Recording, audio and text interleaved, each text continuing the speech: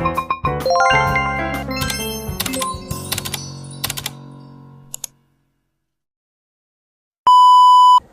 guys! Welcome back to our channel. So for today's video, I will be sharing with you on how to make affidavit of support and guarantee. So as I promised to you on my last video, here,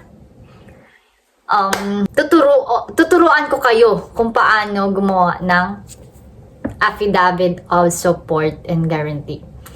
So, ipiniliwanag lang sa akin ng husband ko kung paano niya ginawa. So, nakikita niyo yung form na yan, guys. Yes, PDF, naka-PDF na yan. Pwede niyo yang i-edit. So, nakikita niyo, Embassy of the Republic of the Philippines, Berlin, Germany. Instead of Berlin, Germany, nilagay niya Tallinn, Estonia. So, finilapan niya lahat yan. And then, after niya finilapan lahat yan, nag-email siya sa, instead of Philippine Embassy, but walang Philippine Embassy dito sa Estonia.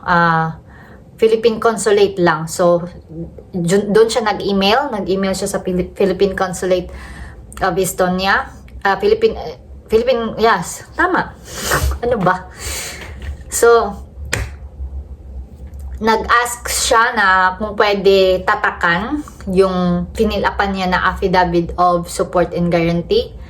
And, yun, nag-reply naman agad and binigyan siya ng schedule kung kailan niya kukunin yung affidavit of support and guarantee na ipinasa niya. And yun, pagkatapos nun, nung nakuha niya yung affidavit of support and guarantee, may tatak na yon from Philippine Consulate,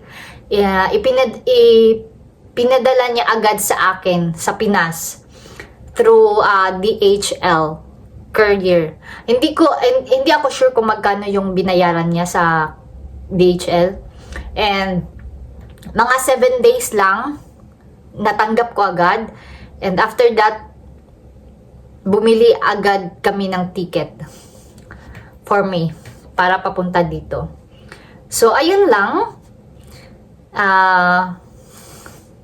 Kung itong yung form na ipinakita ko kanina, kung gusto nyong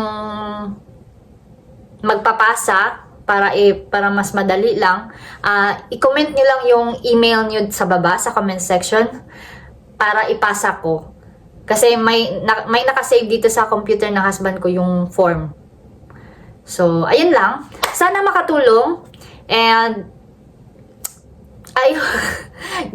please subscribe our channel and click the like button. So, ayun lang guys. Bye-bye!